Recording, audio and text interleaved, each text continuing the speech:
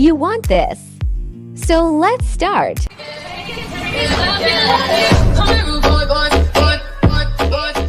Open the CapCut and select one picture or video. Now click on Adjust. Adjust the picture according to the color.